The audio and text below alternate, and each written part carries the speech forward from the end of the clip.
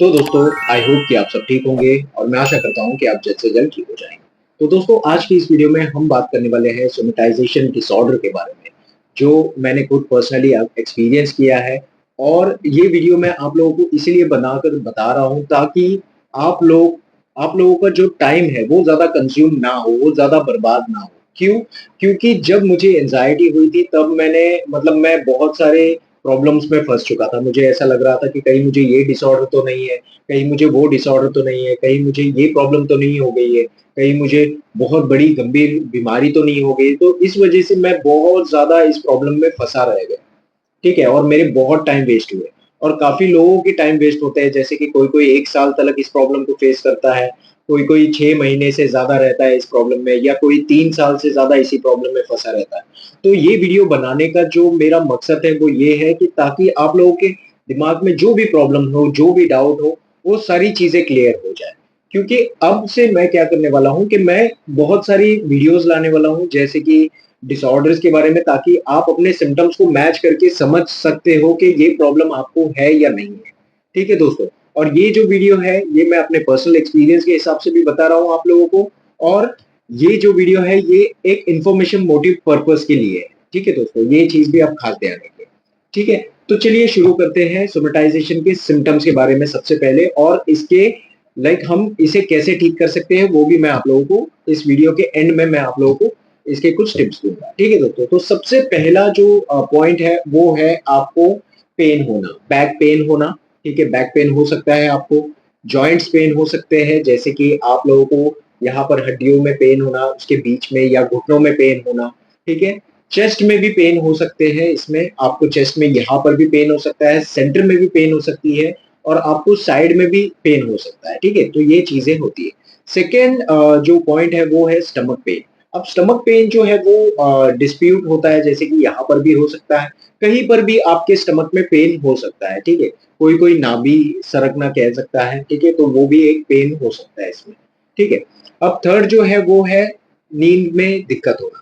ठीक है? नींद में बहुत ज़्यादा दिक्कत होना, जैसे कि हर 2 घंटे में नींद टूटना, नींद ठीक से ना आना, डीप स्लीपिंग ना मिल पाना। हर नींद टूटने के समय पे बहुत लोग शिकायत करते हैं कि मुझे सपने भी गिरते हैं।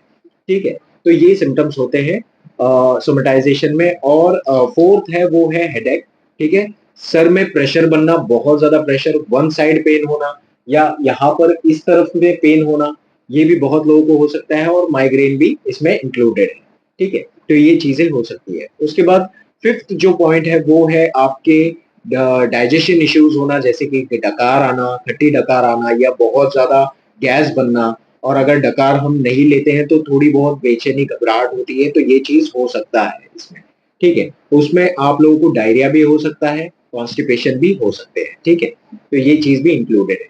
अब सिक्स्थ जो है वो है सेक्सुअली इश्यूज़ होना, जैसे कि आपने देखा होगा कि आप जब ये प्रॉब्लम जब आपकी नहीं थी, तब आपने नोटिस किया होगा कि आपकी सेक्सुअली प्रॉब्लम बहुत ठीक रहती थी।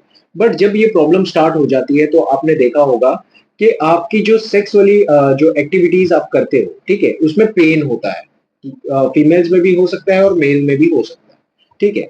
अब दूसरा जो पॉइंट है इसी में, वो क्या हो सकता है कि आपको फीलिंग्स नहीं आना, जो सेक्स वाली जो डिज़ायर होती है, वो डिज़ायर नहीं आना। ठीक है?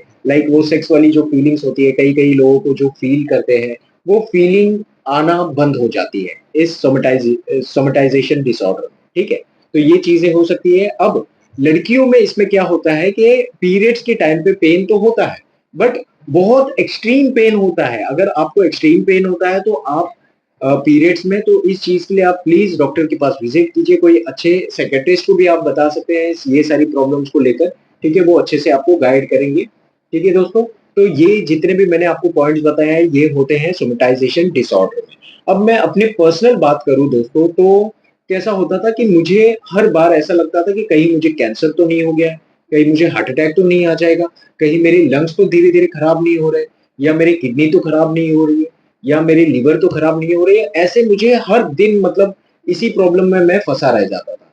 और बहुत ज़्यादा प्रॉब्लम भी हो रही थी मुझे, जैसे कि मुझे ब्लरी विज़न भी हो रहे थे, तो मुझे ऐसा लगता था कि कहीं धीरे-धीरे मेरी जो आइज़ है, वो धीरे-धीरे खराब तो नहीं हो रही है, क्योंकि यहाँ पर मेरी जो आँखें हैं, वो धीरे-धीरे अंदर की तरफ जा रही थी। तो वो भी मुझे बहुत ज़्यादा डर लगने लग गया था और मेरे चेस्ट में भी पेन होने लगते थे। तो ये सारी प्रॉब्लम्स की वजह से मैं ऐसा हो गया था कि मतलब मेरे मूड स्विंग्स भी होते थे इसमें। जैसे कि मैंने ये तो नहीं बताया इसमें बट लेकिन मूड स्विंग्स भी होते थे मेरे में। जैसे कि मैं कई-कई बारी ऐसा फ़ील करता था कि मैं ठीक हूँ, बट कई-कई बारी ऐसा होता था कि नहीं, मैं वैसे के वैसा ही हूँ, ठीक है? कुछ दिन मुझे ऐसा लगता था कि बस अब मैं पूरी तरीके से ठीक हो गया हूँ और कुछ टाइम ऐसा लगता था कि नहीं, सब कुछ वैसा का वैसा ही है। तो ये सारी प्रॉब्लम्स हो सकती है आप लोगों को और ये मैं खुद अपने प्रॉब्लम को फेस किया हूँ और मैंने ये भी देखा है दोस्तों कि मैं अपने प्रॉब्लम्स को शिफ्ट करता रहता था। कहीं मैं किसी-किसी को मतलब अपने फैमिली में या फ्रेंड्स में भी मैं किसी-किसी को बताता था। कई बारी मैं अपने दिमाग का प्रॉब्लम दिखाता था और कई-कई बारी मैं अपने पेट का समस्या दिखाता था। तो ऐसे मतलब मैं शिफ्ट करता रहता था। मुझे लगता था कि नहीं मेरे दिमाग में कोई प्रॉब्लम हुई है। नहीं, नहीं, फिर बाद में मुझे ऐसा लगता था नहीं मेरे पेट में कोई दिक्कत हुई है। नहीं मेरे शायद ऑर्गन में कोई दिक्कत हुई है। तो ऐसे मेरी जो प्रॉब्लम्स है वो शिफ्ट हो जाते थे, जिसकी वजह से मुझे बहुत ज़्यादा प्रॉब्लमों को फेस करना पड़ा था दोस्तों। और मैं आप लोगों को बता दूँ कि इस प्रॉब्लम में काफ़ी लोग रहते हैं बट लेकिन वो लोग समझ नहीं पाते इस प्रॉब्लम को। इसी वजह से बहुत ज़्यादा टाइम वेस्ट कर देते हैं, ठीक है? अब बात कर लेते हैं दोस्तों इसको ठीक कैसे किया जा सकता है? क्या-क्या पॉसिबिलिटीज़ है इसे ठीक करने के लिए? ठीक है, सबसे पहले तो मैंने आपको बताया कि आप कोई अच्छे डॉक्टर या साइकियाट्रिस्ट के पास जा सकते हो, ठीक है दोस्तों। अब इसके बाद इसमें और क्या कर सकते हो आप स्ट्रेस को मैनेज करने के लिए कोई स्किलफुल चीज़ें सीख सकते हो, मैंने वीडियोज़ में भी बताया है मेरे, आप जाकर देख सकते हो, स्ट्रेस को आपको मैनेज करना होगा। अगर इस सोमेटाइज़ेशन डिसऑर्डर को आपको ठीक करना है, तो आप लोगों को पहले स्ट्रेस को दूर करना होगा, ठीक है दोस्तों? उसके बाद आपको फिज़िकली एक्टिविटीज़ में भी ज़्यादा ध्यान देना होगा, सेकंड पॉइंट। जैसे कि आप कोई रनिंग कीजिए, योगा कीजिए, ठीक है? कोई एक्सरसाइज ऐसा कीजिए या तो आप जिम में जाके एक नॉर्मल आप सेटअप कर सकते हो, ठीक है? अब थर्ड जो पॉइंट है आपको आपके लाइक जो घर के काम है, जो आप डेली रूटीन करते हो, उसमें थोड़ी बहुत चेंजेस करनी होगी। कुछ लोग क्या करते हैं कि घर में बैठे रह जाते हैं, लेटे रहते हैं, बैठे रहते हैं, कोई काम नहीं करते। बट उनको क्या करना है कि उनको घर में कुछ ना कुछ काम करते रहना होगा, खुद को इम्प्रूव करना होगा, ठीक है? ऐसा नहीं है कि बस बैठा हूँ तो बैठा रहूँ, लेटा हूँ तो लेटा रहूँ, ऐसा बिल्कुल नहीं करना है दोस्तों, ये प्रॉब्लम आपकी बढ़ा देगी, ठीक है? अब फोर्थ जो है वो है सेल्फ सीबीटी। अगर आप इसमें सीखना चाहते हो तो आप मुझे कॉन्टैक्ट भी कर सकते हो। अगर आपको ये प्रॉब्लम फेस कर रहे हो तो आप मुझे कमेंट भी कर सकते हो, ठीक है दोस्तों?